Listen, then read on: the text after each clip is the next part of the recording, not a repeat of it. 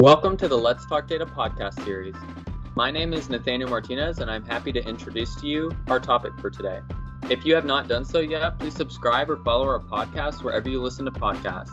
This episode, we're joined by women who've spent their careers in data-related positions across multiple corporate roles. Kristin McMahon, Ginger Gatling, Corrie Brague, and Aina Felsheim discuss the importance of data-focused advocates across industries, their opinion of where data management is today, and tips about getting started in a data-related career. Enjoy today's podcast and be sure to check out the links in the show notes to learn more. And welcome to our next edition of the Let's Talk Data podcast series. So this podcast series is one we started a while back, and we talk about all things data and data related going on, typically around SAP, but today we're going to divert a little bit. Today we're just going to talk about women in data. I brought in three experts in this topic. Well, obviously they're women, so that's important to talk about this. I'll have to edit that out. No, leave it. It's fine. I know, it was so good. There has to be laughing in this podcast. Yeah. Okay, so I brought in three experts that are women that you should all know if you don't know already, who have worked in data for a long time. When we talk about, we're really talking about women that work in data-related positions. So we're around data management, data governance, data strategy, data integration, any kind of role where we talk about data. That's what we're really talking about. So our first guest today is Corrie Brague with SAP. She is a senior director in our data management area today. So hello, Corrie. Hello. Thank you for being here today. Now, I have to be full disclosure. Everyone here, except for me, I'm Ginger, is from the Midwest. So these are all Wisconsin. That's right. Midwest represent, Ginge. Midwest represent. So our next person is Aina, who she used to be with SAP. She has now left us, and she is with AWS, our friend company. And she was a senior director with data management at SAP, but now she is a product marketing manager working with an open search capability at AWS. Did I get that right, Aina? You got all of it right. I'm so impressed with you. Well, we're so happy that you were able to humble yourself to come back and talk to us here today. Now you're with AWS. All right, and then we're joined by the best boss lady in the whole world, Kristin McMahon. She is the vice president of data management of the solution team at SAP. So Kristin, thank you for joining us today. Thanks, Ginger. I don't know about the first part, but the job description is right. Okay. And I'm Ginger. I work for Kristin, and Corrie and I are on the same team, and we used to work with Aina before she went to AWS. I also work in our data management area. I actually started on the business process side, not on data management, so I'm actually the newest member to these data-loving jobs. So you guys have been in data management a lot longer than I have, so I want us to start on just what's the state of data management today and these data-related jobs like governance, stewardship, strategy, and where have you seen the focus on data grow over the time in your career? So let's just start with talking about what's the state of data management and data jobs today. Now, Corrie, I know recently you worked on an asset for what the board needs to know about data, and you've been a huge data advocate, data strategy advocate in your entire career. So I'd like to start with you. What do you see today as part of, data management and data jobs? Is it a good place to be? Are you glad you came here?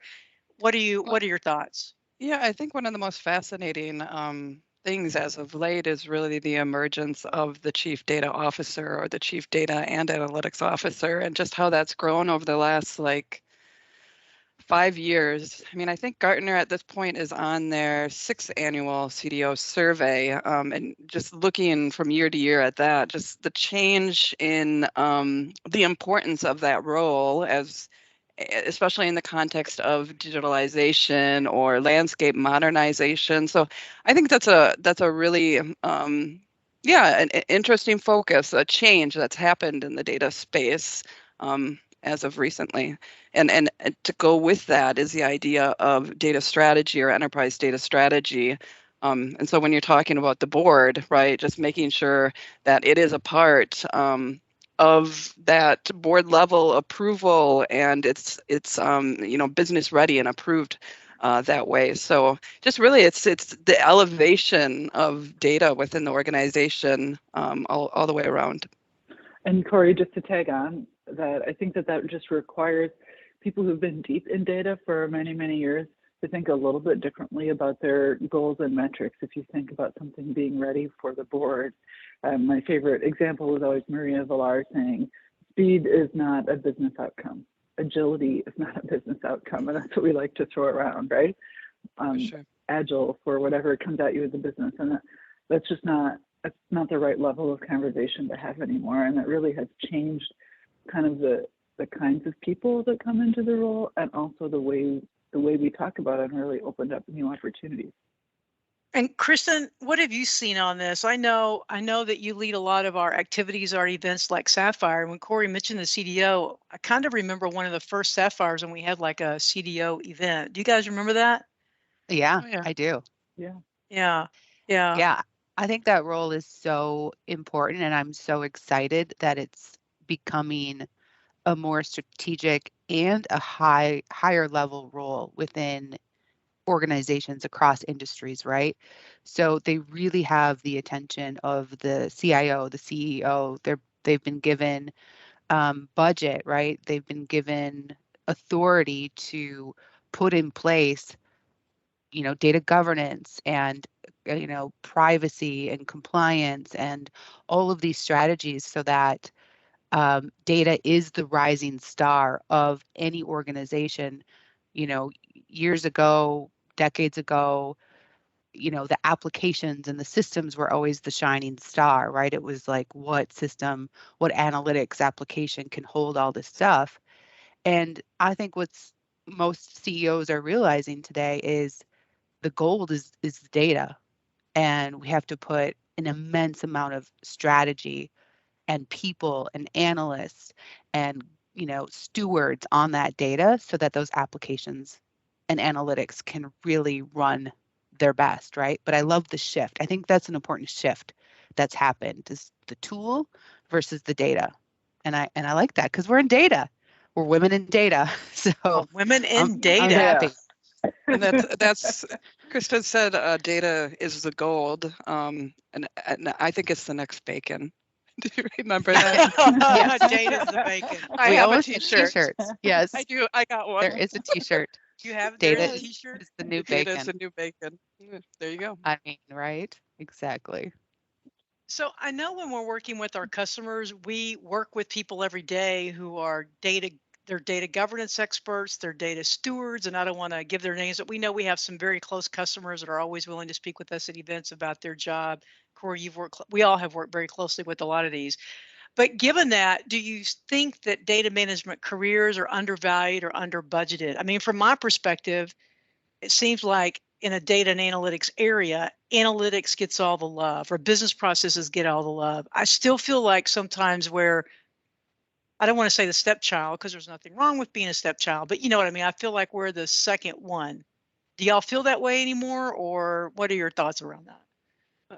I think that Aina kind of touched on it. It's this idea of, analytics and business processes being the star. It's because companies are they're looking at the front end, the outcome, versus having that data first mentality when it comes, that only is coming into play when the outcomes are underperforming or they're untrusted. So it's this idea again of, having a more outcome driven data strategy, and putting the data first. So I think they have been undervalued and under budgeted, but there's a way to change that by making sure that the strategy is aligned with the business and board approved. Yeah. So is that It's a Cinderella story, I think, right? It's the what, I, Kristin? I The hope Cinderella it's going story? to be a story. Cinderella story, right? Where, underappreciated, undervalued, but at some point in the near future, I think, again, these roles, these data roles within organizations are going to be the most revered, the most sought after, with amazing skill sets, and being able to use that data to do whatever they want within the organization, predict things, or provide real-time insights, optimize a process, etc. So I'm excited for it. I think the time is coming. Yeah. And so I guess a tip that I'm hearing from the three of y'all is that for people that are entering their careers, which we'll get to later on, if they're working in data jobs, what you want to do needs to be sure and be tied to a business outcome, right? And not I just think say there we're are going a to do few things faster. there. Like number one, whoever you talk to at an event or a customer, no one ever says, "Hey, we're fully staffed," and everyone knows exactly what we do. So I think that answer is across the board. That people would say, "We're undervalued. We could do more. We need more people." But the breadth of opportunity available to you in a data career is so wide because all of the facets of your business require that data, which means you can work on the data that the marketing team needs. You can work with the sales team. You can work with the manufacturing team. Like that, you have so many places you can go with a career with that as a strong base. But that also means that you've got to do a lot of work on establishing who that executive sponsor is, who will keep the funding and keep the credibility for your data operations alive and with high value throughout the organization. A lot of times that requires selling what your organization does and evangelizing it. And historically, we have not been great at that, just as data people in general. So it also gives them more opportunities to work those communication and evangelization skills, which is fun because sometimes data people get the rap of like we're just sitting in the corner hunched over the keyboard, and it isn't all that way. Hey, Aina, do you remember one strategy one customer used was like a comic strip newsletter where they were able to relate things in very silly yet simple yet visually interesting ways that got people's attention? Because I always think one of the biggest roadblocks is that nobody cares about data. It's Yeah. so boring, right? Do you guys hear that? Like, Yeah. it's so complex. We don't. So I think a breakthrough Right. is to simplify it and find a vehicle that will somewhat excite, the audience. Of course, you have to have those business outcomes and those things there, but creatively, I think those strategies work really well. And also donuts, right? I think Donuts. somebody said anytime you have a data meeting, you bring something donuts. to eat. Yeah. But it does really speak to the importance of organizational data literacy. And, from a leadership perspective, putting those mechanisms in place to educate the organization on why data is important. Because everybody needs data quality in some aspect of their job, as an example, right? So just that education, that literacy throughout the organization, a program for that. So yeah, I like that. newsletters, a Start great start. with the why. Always start with the why. And please not just like a 30-minute training that everyone has to take when they start a new job. It has to be an ongoing drumbeat of this is what data has done for you in this project. This is why attention to data management and the quality of your data has helped us achieve these metrics. And you have to tell the story again and again and again and again to build up that credibility. I mean, part of it is that credibility piece and more being expected out of chief data officers. I remember when they were just coming into vogue, maybe 6-7 years ago, where we would even have customers say to us, I need a new title. Maybe I'll be the chief data officer. That seems like a good one. And there wasn't a lot of expectation and definition around exactly what that role would do.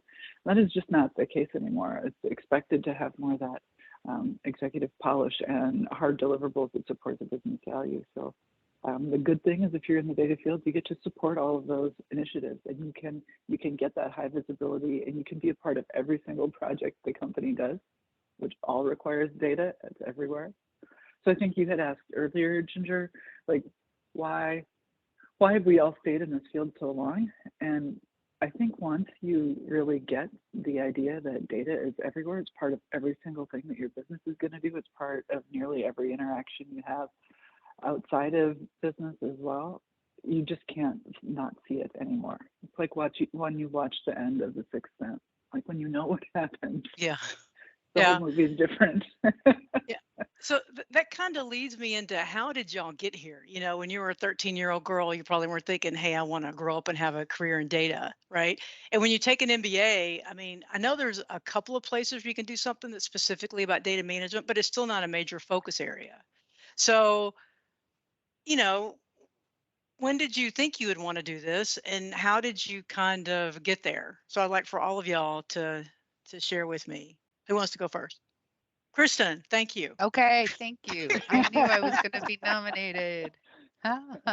So you are correct. When I was 13 years old, I did not envision this career, nor did I envision being in it this long. In fact, I think when I was 13, my friends and I we like to write scripts for and pretend we were newscasters. So we would make up stories about our families and we'd report on the weather. So I missed my chance in, TV and news, You were but the original TikTok, right? That was you. that was right.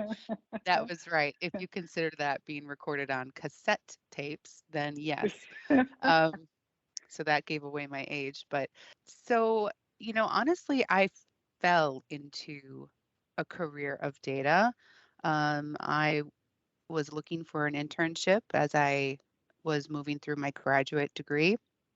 And there was a technology company that focused on data management in my area. And I was lucky enough to get the job. And I found it fascinating. First, I felt that the technology industry 20 years ago was fascinating, fast paced, amazing, right? And as I, continued my career with it, it's just so incredibly different than 2 decades ago, starting out there. And so I guess why I stayed in it is just because it changes constantly, consistently, and it's just pretty great, I think, just to work with the companies that we do and see data become this amazing center of the universe topic. There you go. I'll turn it over to Aina. I too, not only was it not my dream when I was 13, because I had no idea that it even existed. I mean, it's just not something we talked about and even knew that there were fields like this out there. So I came in from an English for Information Systems sort of communications bent, and worked in various different roles, from product management to go-to-market to user experience design to product marketing. And I think that's the other thing that's great about the data management field is the way we worked it, and the unique set of companies that we worked for. Customers were always such a focus, and we had that immediate interaction with customers throughout all of those roles and throughout the life cycle of our data and data management careers. And that just gives you so much appreciation for the difficulty of the problems that they're solving. It gives you a real feel for the impact of what you are working on, how it really is making their companies and those employees' lives better. And it really brings impact. And that's why we stay that long, I think, because you can see the real impact in the world and the impact in making your customers' lives better. And I mean, we work with great people. Look at these three lovely ladies on the podcast. I mean, you can ask for better people to build a healthy, empowering, smart, and sassy environment. Love it. We do offer that. I love it. I think Corey's trying to duck the question. Oh, sorry. Ginger, are you next? Well, no, let me Corey, just go, let me just yeah, go Corey, really quick. I was talking to you. I think I was muted. Yeah, tell us about you. It's the same similar story. I mean, I didn't even know there was a career in data. I was actually going to go to law school, and then I went back and got my double major and got a major in software, computer science. Ended up programming in postal. But even then, the data was so important to mail delivery. It's just such a hard ROI in terms of getting, your marketing material, your bills, your invoices to the right person at the right time, and return mail that costs money, and just waste that costs money. and then just seeing how it evolved. So my start was in postal software engineering, but that was all about the data, and then just seeing how that kind of evolved from an industry perspective to more of a more general purpose data quality for organizational and analytical benefit, right? And then even just further through my career, more focusing data in terms of customer experience, knowing your customer, having that 360-degree view. So it's just, I started just by accident, I think, and just kept with it because it's the change. I mean, we've all touched on it. It's just the change and the opportunity and just seeing how this data management has evolved. So I think we've covered how you, well, okay, so from my side, yeah, I mean, my background is not even close to this, right? I have a master's degree in music theory, so I'm very far away from this. But as I got into IT, I mean, I really started on the workflow business process side, and I just assumed the data we were sending back and forth was good, right? So then I didn't worry about it. My job was to make sure I that the think most process, people did, right, yeah, Ginger? I think yeah, everyone did back then. Like, it's yeah, fine. yeah, it's fine. Yeah, Won't not worry my about it. data. My Yeah, you data's wanted fine. me to, Your I data's got it probably from bad. here to here. I got it approved. What else do you want? Yeah, and then, I was pretty fortunate when I got the opportunity to get focused on it at SAP, and then I've been there for a while, right? Okay, my last question I want to have for y'all is, if you look at, we haven't really talked about the women part.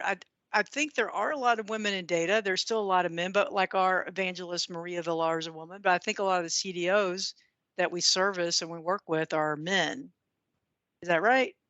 Yeah. I think it's changing. I mean, you can see a lot of focus on women in data. And even, there's an upcoming MIT event, the CDO IQ symposium, the number of women presenters, and it's amazing. So I think it's shifting. Yeah. So, what would you recommend for someone? I've got my degree. Maybe it's a undergrad, maybe it's a MBA, or master's in computer science or some other field, right? And they're at jobs now, and they're having to touch in data, and they're considering this. What would be your tips? I mean, tip number one is, if you're doing stuff related to data, make sure whatever your goals are tied to business outcomes, so the business will care about it, right? But what's a tip Yeah. for like someone who's, interviewing at AWS or SAP right now, interested in these jobs? What do y'all have as tips for them? Ooh, good question. I think I have two tips for them. I think one is network, network, network, right? So if you're within your organization or working with customers or what have you, be loud and direct and creative with your communications and your network. Find those people that share the passion that you have. Communicate them to them in a way that brings life and interest to the story that you're trying to tell. It's just natural, I think, human nature to, join in with a group or people that have some light and passion for something. So build a network, be a great storyteller, and be passionate about it. And the second tip that I have, and I think this is what has really changed and that will change the data management professional area, is the area of AI and automation. So the reason that, managing data, governing data was and is so hard in the past is because it took so much human intervention, right? To write rules, find anomalies, really dig into the data. And obviously, we know that data has grown so much. So it's just not humanly possible to manage and govern all of that data by human personas, right? So the fact that AI and automation is now being built into a lot of the data management tools, I think that's a focus that people getting into this area should, be educated on, know about, find out how that, helps organizations, find out, the key things in automation and AI that can, just pursue this amazing data strategy. So those are my two tips: networking and AI automation. Those are excellent, Kristen. Good. Thank you. Very good. Thank you, Ginger. That's that was why very you're the VP. reassuring. That's why you're the VP. That's why you're the VP. All right, Corrie and Aina, do y'all have anything to add to that? I mean, I would just mention that if you're just starting out and, how do you get into it? I mean, one of the hottest career options is data science, significant demand for them, supply doesn't meet the need. This is a great path, but also just doing, like, if you're interested in being analytical data analyst, also a great way to get started in a data field. But then just even searching for careers for data management. I mean, there's a lot of need here. There's a shortage. So I think those are some starting points in terms of getting into a data related field. Yeah. Okay. And Aina, you have 2 daughters that are starting their careers, some finishing up school, some just finished. What are your tips? Not for them in general, but if they're interested in data management, what would you tell your kids? Well, I mean, my daughter's starting out too. They're thinking about things like, where do I want to live? What kind of industry do I want to work in that will have some greater good and some higher social purpose? And the good news about that is every single industry in every single location across the world needs data management professionals, like Corrie and Kristin said. So it doesn't limit you into, if I only want to work in automotive, but there aren't like electrical engineering, chip design there or something. There are data management and data jobs in every single industry and across every single line of business, whether it's marketing or sales or IT or supply chain, all of it. So it really gives you a wide range of opportunity, and it gives you a lot of flexibility to move them between industries if you need to. So I think for like my daughters, at least, flexibility and knowing what they're doing is contributing to a greater good is big, and that's where data careers are a beautiful fit. Yeah, that's great advice, right? So if there's something you're passionate about, follow that, and there'll be a data role there. Kristin, were you going to say something else? Yeah. Did I cut you off? Well, I love that. I mean, Aina, that's such a good piece of advice because you're not locked in, and you have you can transverse just over industry, over line of business, over function within an organization. You can go from sales to marketing, and you could just do whatever. And as I see that the themes like sustainability, climate, all of those things are going to get solved by, I think, data modeling, right? And really understanding what can make a change in those types of things. So if you're a young professional and, I think a lot of us want to make the world a better place, right? There's some really great areas of world, togetherness, right? In some of those themes like sustainability, and that you can really drive with a data background and make your parents really proud, Really, if you look at those UN initiatives, those global initiatives, every single one of them is data heavy. Yeah. Right? Yep.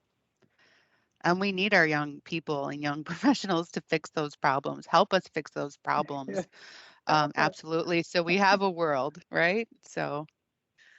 Okay, well, I want to thank the 3 of you for joining, 3 women who have been in data for many, many, many years. Be careful. No, I know, just a few years. Careful. Just a few years.